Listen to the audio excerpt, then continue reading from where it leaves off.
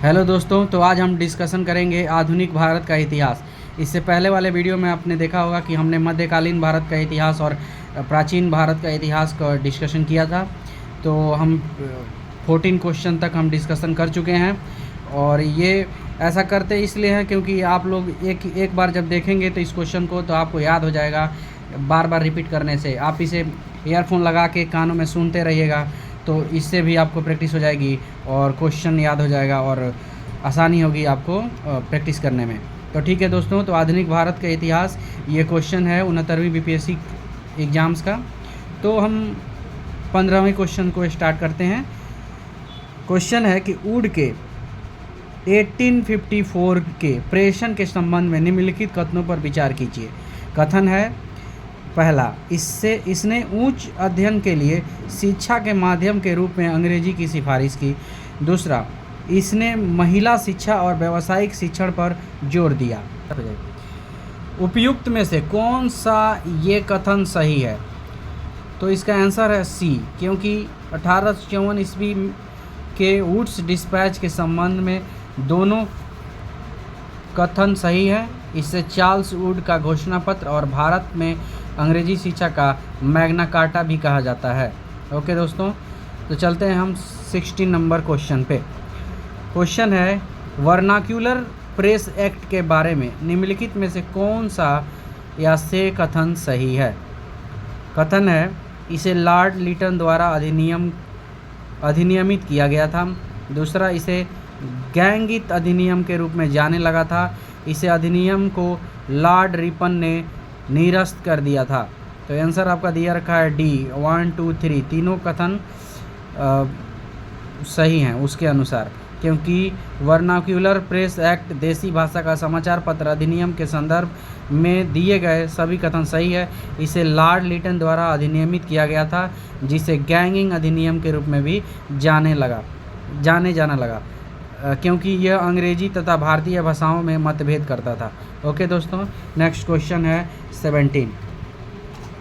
Question है कि Lord Mayo के 1870 के संकल्प के बारे में निम्नलिखित में से कौन से कथन सही है? तो कथन है कि केंद्रीय और प्रांतीय वित्त को विभाजित करने वाला यह पहला कदम था। दूसरा कथन है, प्रांतीय सरकारों को कुछ सेवाएं प्रशासित करने का अधिकार दिया गया। इसने मौजूदा असमानता को सुधारने का प्रयास किया। इसने प्रांतों की वास्तविक आवश्यकताओं पर ध्यान केंद्रित किया। नीचे दिए गए कूटों का प्रयोग कर सही उत्तर दीजिए। तो इसका आंसर है डी नंबर 1 2 3 और 4। एक्सप्लेनेशन दिया गया है कि दिए गए सभी कथन सत्य हैं। 1870 ईस्वी में लॉर्ड मेयो का संकल्प वित्तीय विकेंद्रीकरण से संबंधित था, जिसने केंद्रीय तथा प्रांतीय वित्त को पहली बार विभाजित करने के आधार को प्रस्तुत किया। इससे संकल्प द्वारा प्रांतीय सरकारों को अपने बजट को संतुलित करने के लिए स्थानीय कराधान को देने के लिए अधिकृत किया था। ओके दोस्तों, कोई डाउट होगा तो आप कमेंट सेक्शन में हमें कमेंट कर सकते हैं। क्वेश्चन नंबर 18, सूची 1 और सूची 2 को सुमेलित कीजिए, यानी मैच कराना है। खोजकर्ता और जन्म स्थान। तो इसका आंसर है दे रखा है यहाँ पे A3 B4 C2 D1, यानी A3। क्रिस्टोफर कोलंबस कहाँ का था? इटली का था। और जैक्स कार्टियर था फ्रांस का। सर फ्रांसिस ड्रेक था यूनाइटेड किंगडम का। और फर्डिनेंड मैगलन पुर्तगाल का था। ओके दोस्तों, एक बार और, क्रिस्टोफर कोलंबस कहाँ का था? इटली का था। जैक्स कार्टियर था फ्रांस का। सर फ्रांसिस ड्रेक था यूनाइटेड किंगडम का। और फर्डिनेंड मैगलन था पुर्तगाल का। ओके दोस्तों, क्वेश्चन नंबर 19 है, 1857 के विद्रोह की विफलता के निम्नलिखित में से कौन से कारण थे? तो ये कथन दे रखा है इसमें, अंग्रेजों की सैन्य श्रेष्ठता, विरोधियों के पास कोई एकीकृत कार्यक्रम और विचारधारा नहीं थी, समाज के सभी वर्गों से समर्थन का अभाव था। तो इसका आंसर दे रखा है सी, उपयुक्त सभी, क्योंकि 1857 के विद्रोह की विफलता के बारे में अंग्रेज़ों की सैन्य शक्ति थी उनके पास अच्छी खासी, विद्रोहियों के पास स्वीकृत कार्यक्रम का विचारधारा का अभाव भी था, और जो शासक थे वो सहयोग नहीं कर पाए, तो उनका भी असहयोग था, साधनों का अभाव भी था, क्योंकि उस समय हमारे पास साधन बहुत कम थे, सभी वर्ग का समर्थन भी नहीं मिल रहा था। क्वेश्चन नंबर 20, भारत के स्वतंत्रता संग्राम के दौरान निम्नलिखित घटनाओं पर विचार कीजिए। इसका विचार करना है किस पे? होम रूल आंदोलन, सूरत विभाजन, खेड़ा सत्याग्रह, मिंटो मॉर्ले सुधार। उपयुक्त दी गई घटनाओं पर निम्नलिखित में से कौन सा सही कालानुक्रमित क्रम है? तो ये उस हिसाब से दे रखा है कि कौन से सन में कौन सा हुआ था। तो आप देख सकते हैं कि बी नंबर ऑप्शन इसका सही है।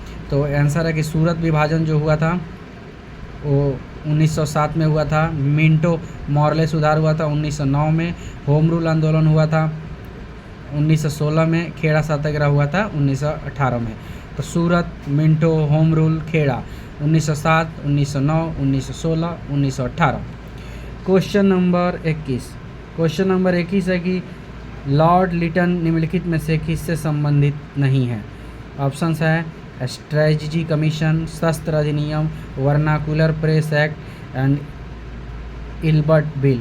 तो इसका आंसर डी दे रखा है, इल्बर्ट बिल, क्योंकि 1883 ईस्वी में लॉर्ड रिपन के वायसराय काल के दौरान पेश किया गया एक विधायी अधिनियम था। इस बिल के द्वारा भारतीय न्यायाधीशों को उन मामलों में भी सुनवाई करने का अधिकार प्रदान किया गया जिसमें यूरोपीय नागरिक भी शामिल होते थे। Question number 22, Dutch east India company के डच ईस्ट इंडिया कंपनी ने किस वर्ष पटना में अपना कारखाना स्थापित किया? तो इसका आंसर है 1632। एक्सप्लेनेशन दिया गया है कि वर्तमान में पटना कॉलेज की उत्तरी इमारत है। डच ईस्ट इंडिया कंपनी द्वारा अपने फैक्ट्री 1605 में मछलीपट्टनम में स्थापित किया गया।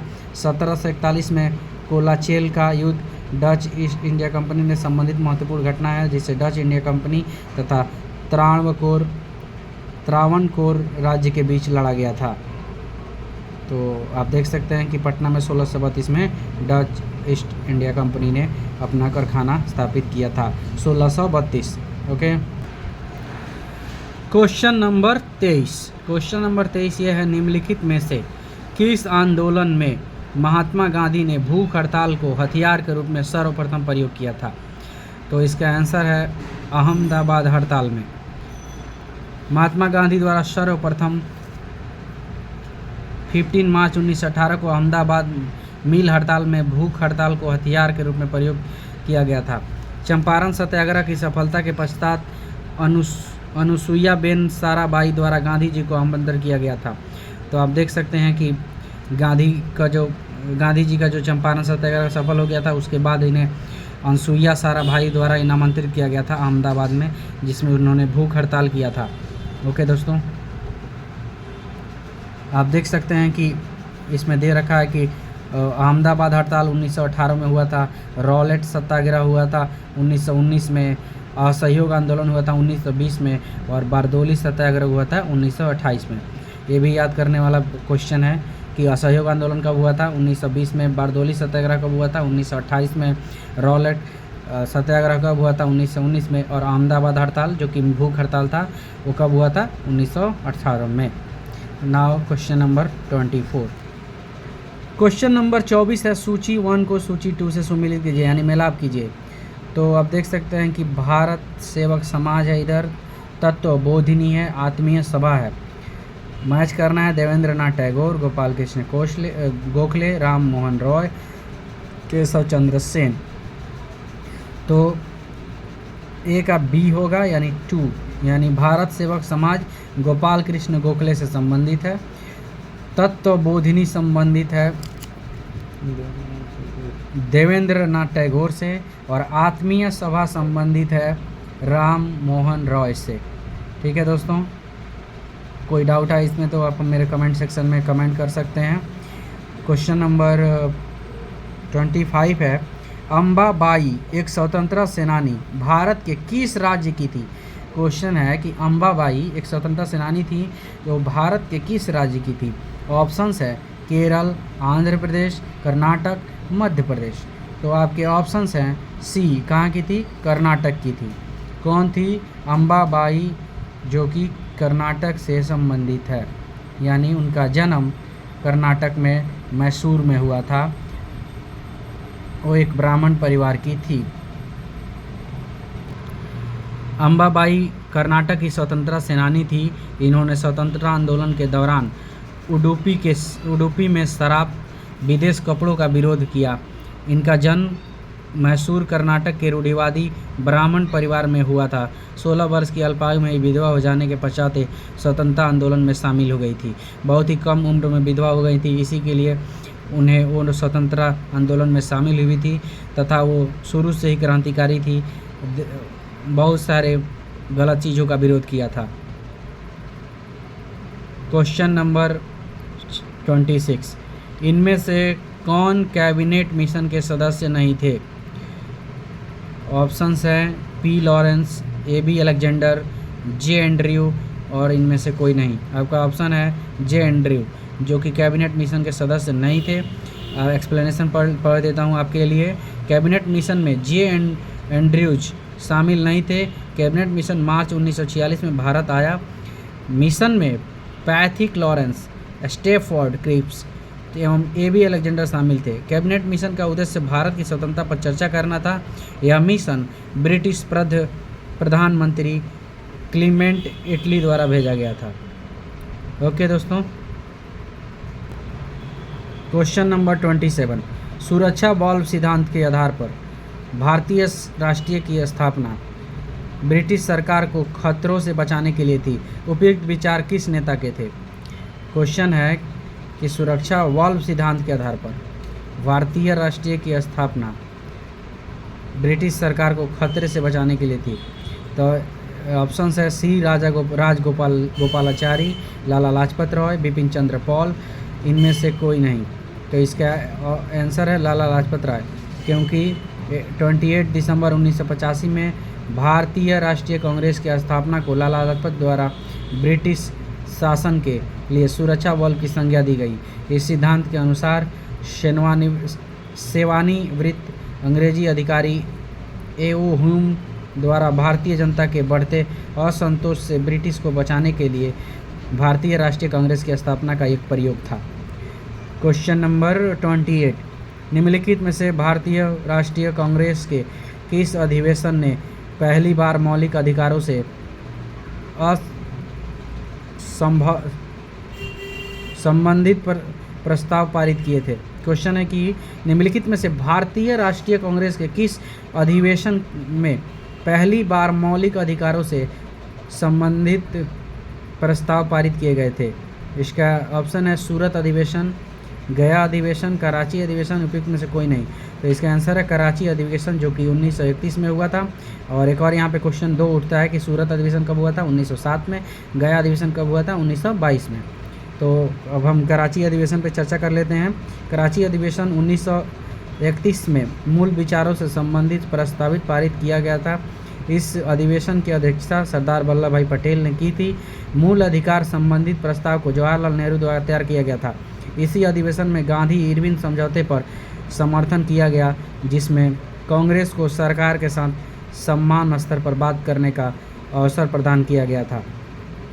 तो यहाँ पे हमारा मॉडर्न इतिहास ख़त्म होता है। दोस्तों, हम ये वीडियो इसलिए बना रहे हैं ताकि आपको आसानी हो क्वेश्चन समझने में, क्वेश्चन को डिस्कशन करने में, क्योंकि हम क्वेश्चन को एकदम डीपली तो नहीं जा रहे हैं, पर आपको इस तरह से याद होने का और समझने में आसानी होगी। तो आप कमेंट सेक्शन में बताइएगा कि हमारा वीडियो आपको कैसा लग रहा है, ताकि हम आगे और वीडियो बना सकें, इसी तरह का डिस्कशन कर सकें। और सारे इम्पोर्टेंट क्वेश्चन जो कि बीपीएससी एग्ज़ाम में आ सकते हैं या आएंगे, आ चुके हैं, उन सारे क्वेश्चनों पे हम डिस्कस कर सकते हैं। और आप हमारे वीडियो को ज़्यादा से ज़्यादा लाइक कमेंट और चैनल को सब्सक्राइब करें, ताकि हम और आगे आपकी सहायता से, ताकि आपके सपोर्ट से आगे बढ़ सकें। और जो भी हमारा सपोर्ट कर रहे हैं उनको दिल से धन्यवाद and thank you so much.